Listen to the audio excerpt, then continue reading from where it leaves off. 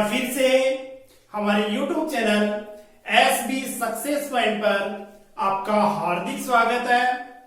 अपन बात कर रहे थे रिट लेवल सेकंड की, उसमें अपन ने पढ़ लिया था बहुलक। बहुलक के अंदर अपन ने पढ़ा था पिछले वीडियो में संश्लेषित बहुलक।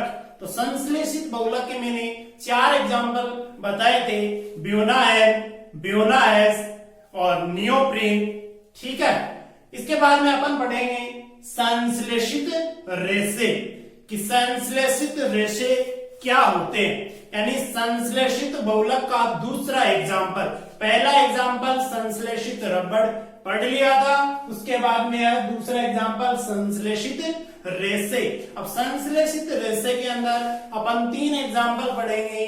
कौन कौन से हैं वो देखो, टेरिलिन या डेक्रोन, दूसरा एग्जाम्पल है नायलॉन 6 और एक है रेयोन। ठीक है, अब पहली बात करते हैं संश्लेषित रेशे के अंदर टेरिलिन या डेक्रोन। टेरिलिन या डेक्रोन, टेरिलिन या डेक्रोन, ये जो बहुलक है टेरिलिन या डेक्रोन, जो संश्लेषित रेशा है, ये पूछा गया अपने रिट लेवल 2018 के जो भर्ती है उसके अंदर ये क्वेश्चन आया था कि टेरिलिन या डेक्रोन की एकलक इकाइयां कौन कौन सी होती है। तो उसमें ऑप्शन दे रखा था एथिलीन ग्लाइकोल और टर्फेथेलिक अम्ल। तो क्या आ जाएगा इसका आंसर कि टेरिलिन या डेक्रोन की एकलक इकाई क्या होगी, ethylene glycol, ethylene glycol plus terephthalic अम्ल, टर्फेथेलिक अम्ल। यानी सीधा सा है इसका, क्या पूछेगा आपको, एकलक इकाई के बारे में पूछेगा। तो ये क्या हो जाएगी इसकी, टेरिलिन या डेक्रोन की एकलक इकाई एथिलीन ग्लाइकोल और टर्फेथेलिक अम्ल हो जाएगी। अब देखो एथिलीन ग्लाइकोल का सूत्र क्या होता है, CH2OH और OH। ठीक है, इसको CH2 को क्या बोलते हैं, एथिलीन ग्रुप बोलते हैं, और ये OH दोनों तरफ है तो ये क्या जाएगा, ग्लाइकोल यानी एल्कोहल है। इसके बाद में टर्फेथेलिक अम्ल क्या होता है, जो बेंजीन होती है, ये बेंजीन है, दोनों तरफ यानी दोनों पैरा स्थिति यानी विपरीत स्थिति पे कार्बोक्सिलिक अम्ल जुड़ा होता है। क्या जुड़ा होता है, कार्बोक्सिलिक एसिड। तो अपन इस तरीके से कार्बोक्सिलिक एसिड जोड़ देंगे। और कितने जुड़े होते हैं, N जुड़े होते हैं। कितने जुड़े होते हैं, N जुड़े होते हैं। अब देखो जब इसका बहुलीकरण होता है तो कार्बोक्सिलिक अम्ल का तो OH बाहर निकलता है, और OH का जो एल्कोहल है उसका क्या निकलता है, H बाहर निकलता है। तो OH बाहर निकलेंगे तो क्या होगा, H2O। कहने का मतलब क्या बाहर निकलेगा, H2O, यानी कितने अणु निकलेंगे, NH2O। क्या बचेगा, इधर देखो ये H दूसरी एकलक इकाई के साथ में निकल जाएगा और इधर वाला OH निकल जाएगा। तो क्या बचेगा, O, CH2 और ये क्या है, O, और ये क्या है, CO, और ये बेंजीन, और ये वाला, ये यहां पे क्या लगा देंगे, N लगा देंगे। ये क्या बन जाएगा, टेरिलिन या डेक्रोन, टेरिलिन या डेक्रोन, ये बन जाएगा। तो टेरिलिन या डेक्रोन बहुलक की एक जो बहुलक की संरचना है वो ये है, और जो एकलक की संरचना है ये तो क्या है, एथिलीन ग्लाइकोल है, एथिलीन ग्लाइकोल, और ये क्या है, टर्फेथेलिक अम्ल।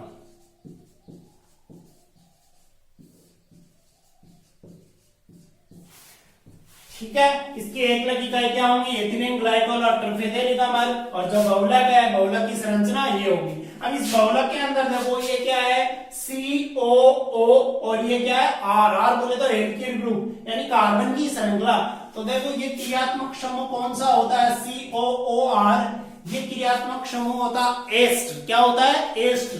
तो इसके अंदर क्या जुड़े हैं, एन जुड़े हैं, यानी इसके अंदर कौन सा बंध है, एस्टर बंध है और बहुत सारे हैं, तो इसे क्या कहेंगे, पॉली एस्टर कहेंगे। क्या कहेंगे, पॉली एस्टर। तो टेरिलिन या डेक्रोन किसका उदाहरण हो गया, पॉली एस्टर का उदाहरण हो गया। ठीक है, तो क्वेश्चन ये भी पूछते हैं कि निम्न में से पॉली एस्टर कौन सा होता है, तो आंसर क्या आएगा, टेरिलिन या डेक्रोन आएगा। क्यों, क्योंकि इसके अंदर एस्टर बॉन्ड पाए जाते हैं। तो ये किसका एग्जांपल होगा, पॉली एस्टर का।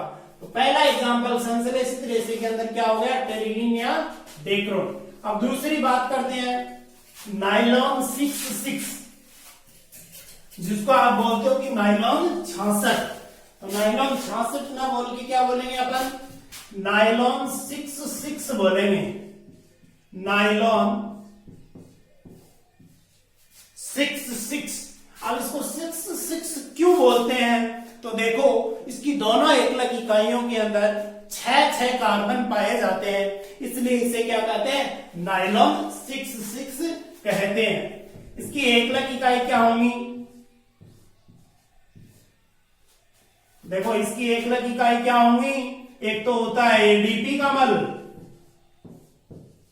क्या होगा एडीपी का मल, और दूसरी क्या होगी हेक्सामेथिलीन डाइएमीन, हेक्सामेथिलीन डाइएमीन।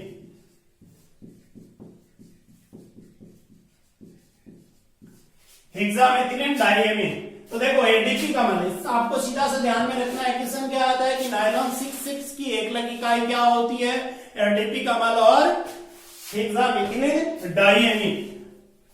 अब इससे अपन क्या बनाएंगे, बहुलक बनाएंगे। तो एडीपी का मल का सूत्र क्या होता है, CH2 कितने होते हैं, 4 होते हैं, और दोनों तरफ क्या जुड़ा होता है, कार्बोक्सिलिक अम्ल जुड़े होते हैं, कितनी है, इकाई भाग लेती है। और हेक्सामेथिलीन बोले तो मेथिलीन ग्रुप क्या होता है, CH2, और कितने हैं, हेक्सा का मतलब 6, और डाइएमीन का मतलब 2 एमीन जुड़े होते हैं, एमीन क्या होता है, NH2। ठीक है, ये हो गया।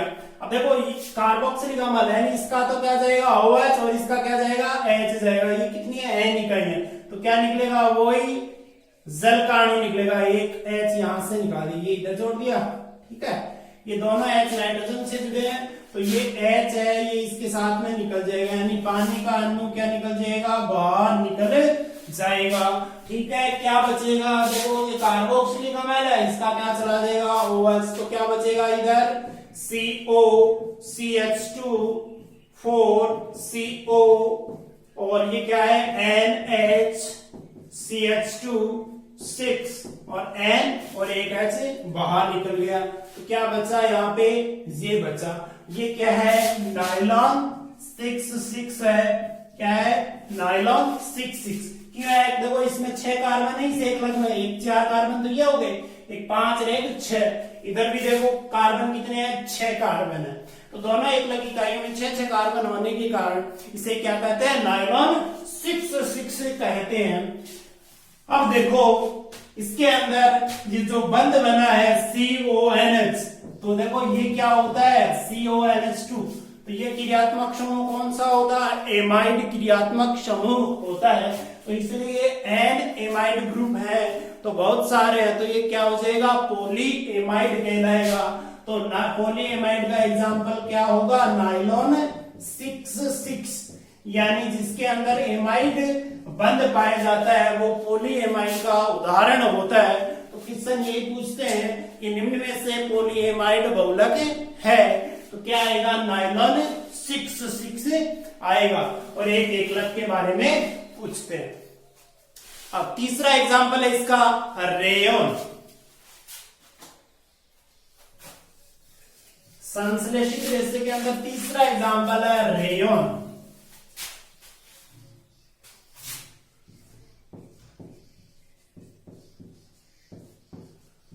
देखो रेयन क्या होता है, रेयन होता है जो अपन जो कागज होता है, कागज किसका बना होता है, सेलुलोज का बना होता है। किसका बना होता है? सेल्यूलोज का।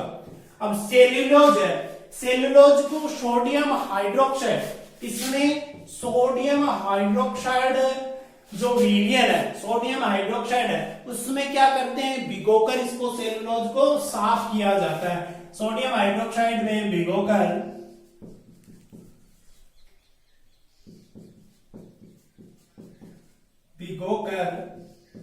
साफ किया जाता है। साफ करने के बाद में क्या होगा, देखो सबसे पहले तो क्या करते हैं कि सेल्यूलोज में सोडियम हाइड्रोक्साइड में भिगोकर साफ किया जाता है। अब साफ करने के बाद में जो विलियन है उसको कार्बन डाइसल्फाइड गैस क्या करते हैं, उसमें प्रवाहित करते हैं। तो कार्बन डाई गैस प्रवाहित करने के बाद में, कार्बन डाई सल्फाइड गैस प्रवाहित करने के बाद में CS2 यानी कार्बन डाई सल्फाइड, ठीक है, तो ये प्रवाहित करेंगे तो सेल्यूलोज का सॉल्यूशन प्राप्त होगा, सेल्यूलोज का सॉल्यूशन प्राप्त होगा, सॉल्यूशन प्राप्त होगा। सेल्यूलोज का जो सॉल्यूशन प्राप्त होता है तो उसके अंदर क्या करते हैं, डाइल्यूट H2SO4 तनु सल्फ्यूरिक अम्ल में इसको सेल्यूलोज सॉल्यूशन को क्या करते हैं, प्रवाहित करते हैं। तो क्या प्राप्त होगा, क्या प्राप्त होगा, रेयन प्राप्त होगा। ठीक है, सीधा सा पूछते हैं कि रेयन क्या होता है, जो सेल्यूलोज होता है उसमें सोडियम हाइड्रोक्साइड में भिगोकर क्या किया जाता है, साफ किया जाता है। और उसके बाद में जो विलियन है उसमें क्या कार्बन डाइसल्फाइड होता है, उसमें प्रवाहित करते हैं तो सेल्यूलोज सॉल्यूशन प्राप्त होता है। और सेल्यूलोज सॉल्यूशन को डाइल्यूट H2SO4 में क्या करते हैं, प्रवाहित करते हैं तो क्या प्राप्त होता है, रेयन प्राप्त होता है। ये इतना ज्यादा इंपॉर्टेंट नहीं है, इसको नहीं पूछते। तो अपन अगले एग्जांपल की बात करते हैं, जो संश्लेषित जो बहुलक है उसके अंदर पहला एग्जांपल अपन ने पढ़ा था कि संश्लेषित जो रबड़ है उनके बारे में पढ़े थे। और दूसरा एग्जांपल अपन ने पढ़ा था कि संश्लेषित रेसे। तो संश्लेषित रेसे के 3 एग्जांपल बता दिए, टेरिलीन या डेक्रोन, नायलॉन 6 और रेयन। इसके बाद में थर्ड एग्जांपल आता है संश्लेषित बहुलक का, तो वो आता है प्लास्टिक। क्या आते हैं, प्लास्टिक। कि प्लास्टिक क्या होती है, जैसे अपन ने देखा होगा कि जैसे घरों के अंदर जो पॉलीथीन लेके आते हैं दुकान से, तो पॉलीथीन है वो किसका बहुलक होता है। तो सबसे पहले हेडिंग डालते हैं प्लास्टिक के जो बहुलक है, प्लास्टिक के जो एग्जाम्पल है वो कौन से हैं। तो देखो पहला है पॉलीएथीन। क्या है, पॉलीएथीन है, ठीक है। अब इसके अंदर देखो ये किसका बहुलक है, सबसे पहले तो इसमें लिखते हैं एकलक। तो देखो पॉली को हटा दो, क्या बचा, एथीन बचा। किसका बहुलक है, एथीन का बहुलक है। किसका बहुलक है, एथीन का बहुलक है।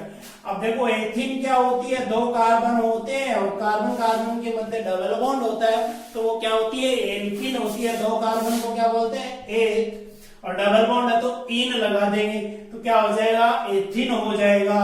तो N इकाई भाग लेंगी तो इसका बहुलीकरण होगा, तो ये ब्रेक क्या होगा, टूटेगा। ये बॉन्ड होगा जो वो क्या होगा, टूटेगा यानी ब्रेक होगा। तो संयोजकता क्या हो जाएगी, फ्री हो जाएगी। क्या बचेगा, ये बचेगा, ठीक है। ये यहां से टूटेगा तो ये वैलेंसी यहां से फ्री हो जाएगी, इसकी भी यहां से, यानी कार्बन की वैलेंसी कितनी होती है, 4 होती है। देखो 2 3 और 4, इधर भी देख लो 2 3 और 4। ये तो क्या है, एथीन है, और ये क्या बना बहुलक, पॉलीएथीन बना। तो इसके अंदर सीधा सा पूछते हैं कि पॉलीएथीन किसका बहुलक होता है, एथीन का बहुलक होता है। संरचना दे तो एकलक की संरचना पूछे तो ये, और बहुलक की संरचना पूछे तो ये। अब दूसरा एग्जांपल है प्लास्टिक के अंदर पॉलीवाइनिल क्लोराइड, जिसे क्या कहते हैं, पीवीसी कहते हैं। दूसरा एग्जांपल क्या है, पीवीसी यानी पॉलीवाइनिल क्लोराइड। पॉलीवाइनिल क्लोराइड ठीक है, पॉलीवाइनिल क्लोराइड। तो पॉली शब्द हटा दो, एक लग क्या हो जाएगा, वाइनिल क्लोराइड। अब आपको पता रहना चाहिए, ये तो लिख दो, एक लग क्या हो जाएगा, वाइनिल क्लोराइड, वाइनिल क्लोराइड। ठीक है, अब देखो इसका एक लग की जो वाइनिल क्लोराइड है इसकी संरचना बनाते हैं। तो वाइनिल जो ग्रुप होता है वो ग्रुप ये होता है, vinyl group, CH2 double bond CH single. ये ग्रुप कौन सा, वाइनिल है। और इसके साथ में क्या जुड़ा, क्लोरीन जुड़ा हुआ। तो वाइनिल क्लोराइड कितने जुड़े हुए हैं, N जुड़े हुए हैं। तो इसका बहुलीकरण होगा तो ये ब्रेक, ये बॉन्ड है ये क्या हो जाएगा, ब्रेक हो जाएगा। तो संयोजकता यानी वैलेंसी क्या हो जाएगी, फ्री हो जाएगी। क्या बचेगा, CH2 single bond CH Cl और ये वैलेंसी फ्री, कितने N। ये तो क्या है, वाइनिल क्लोराइड, और ये क्या है, पॉलीवाइनिल क्लोराइड, PVC बन जाएगा। ये तो एकलक की संरचनात्मक इकाई और ये बहुलक का संरचना सूत्र हो गया। ठीक है, तो इसमें सीधे सीधे क्वेश्चन पूछते हैं कि पॉलीवाइनिल क्लोराइड की एकलक इकाई क्या होगी, वाइनिल क्लोराइड होगी। तो ये आपको अच्छे से समझ में आ गया होगा। तीसरे एग्जाम्पल की बात करते हैं अपन।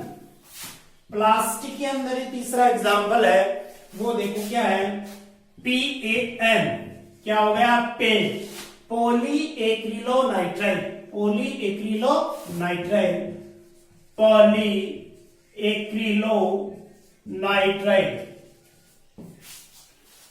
ठीक है, पॉली एक्रिलोनाइट्राइल।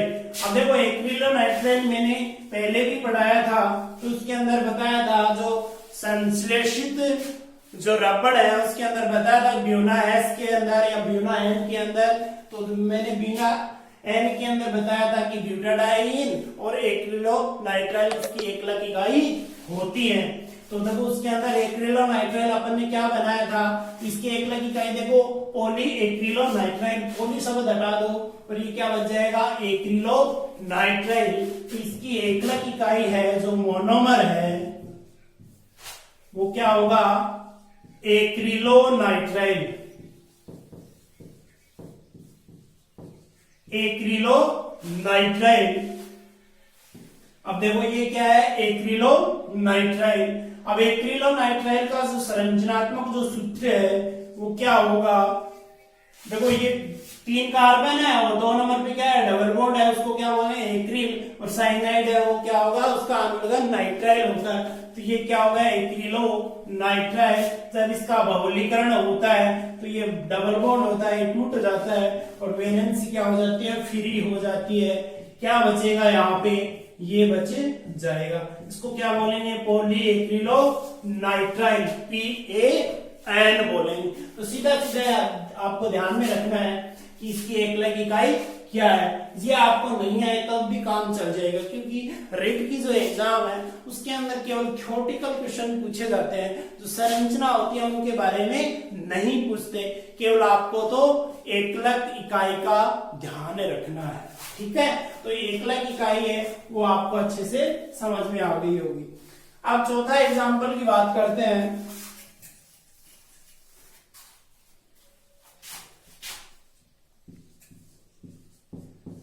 चौथा एग्जाम्पल है उसको बोलते हैं पॉलीस्टाइरीन। क्या बोलते हैं, पॉलीस्टाइरीन। अब पॉलीस्टाइरीन, अब पॉलीस्टाइरीन की एकलक इकाई क्या होगी, तो पॉली शब्द हटा दो, क्या बचेगा, स्टाइरीन बचेगा। क्या बचेगा, स्टाइरीन बचेगा।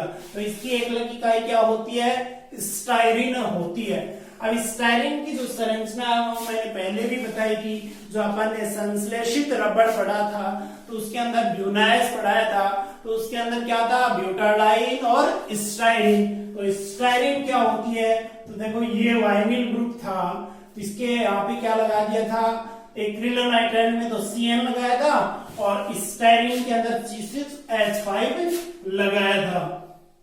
ये तो क्या होगी, स्टाइरीन। जब इसका बहुलीकरण होगा तो ये बंद यहां से टूट के वैलेंसी फ्री होगी और वही बन जाएगा पॉलीस्टाइरीन को क्या लिखते हैं, PS यानी पॉली स्टाइरीन। और सबसे इंपॉर्टेंट जो बहुलक है वो अब मैं जो पढ़ाऊंगा वो है, देखो ये एग्जाम्पल आपको हमेशा याद रखना है, ये एग्जाम्पल हमेशा पूछते हैं। तो देखो ये 5वां एग्जाम्पल है प्लास्टिक का टेफ्लॉन। क्या है? टेफ्लॉन। बहुलक कौन सा है? टेफ्लॉन। टेफ्लॉन, ठीक है। या इसका दूसरा नाम क्या बोलते हैं?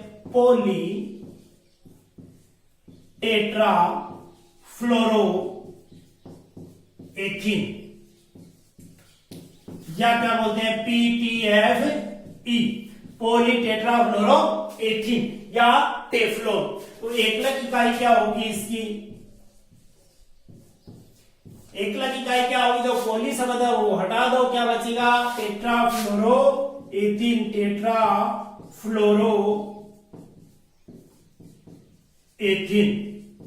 जो एथीन है, एथीन अपन यही लिखते हैं CH2 डबल बॉन्ड CH2। अब टेट्रा फ्लोरो यानी 4 जो हाइड्रोजन है, इन चारों हाइड्रोजन की जगह क्या जुड़ा हुआ? फ्लोरीन जुड़ा हुआ। क्या जुड़ा हुआ? Fluorine. CF2 double bond CF2, यानी ये फ्लोरीन इधर जोड़ देंगे तब भी कोई दिक्कत नहीं। CF2 डबल बॉन्ड CF2 कितने हैं? 4 फ्लोरीन है, तो टेट्रा फ्लोरो एथीन। तो यहां से ब्रेक ये बॉन्ड टूटेगा तो क्या बचेगा? CF2 सिंगल बॉन्ड CF2 और ये बन जाएगा, इसको क्या बोलेंगे? PTFE, पॉली टेट्रा फ्लोरो एथीन। ये बहुलक है, ये हमेशा पूछते हैं कि पॉली टेट्रा फ्लोरो एथीन है, उसको क्या बोलते हैं? टेफ्लॉन बोलते हैं। और इसकी एकलक इकाई क्या होती है? टेट्रा फ्लोरो एथीन होता है। और जो इसका उपयोग है वो बहुत ज्यादा इंपॉर्टेंट है। तो इसका उपयोग क्या होता है? टेफ्लॉन का जो उपयोग होता है वो होता है नॉन स्टिक बर्तन बनाने में। किसमें? नॉन स्टिक बर्तन बनाने में। कहने का मतलब न चिपकने वाले बर्तन, यानी उसके अंदर जो अपन जैसे दाल फ्राई बनाते हैं तो उसके अंदर क्या होता है? वो नीचे चिपकता नहीं है, तो नॉन स्टिक बर्तन होता है। तो नॉन स्टिक बर्तन बनाने के लिए सबसे इंपॉर्टेंट जो बहुलक है वो क्या है? टेफ्लॉन है। तो इसका सीधा नाम लिख देते हैं कि इसका क्या होता है? नॉन स्टिक बर्तन बनाने में, बर्तन बनाने में उपयोग किया जाता है, उपयोग किया जाता है। ठीक है, ये आपको ध्यान में रखना कि टेफ्लॉन का जो उपयोग है उसका उपयोग है वो किसके अंदर करते हैं? कि नॉन स्टिक बर्तन बनाने के अंदर या न चिपकने वाले बर्तन के अंदर करते हैं। इसको ध्यान में रखना आपको। ठीक है, आज के लिए इतना ही काफी है। धन्यवाद।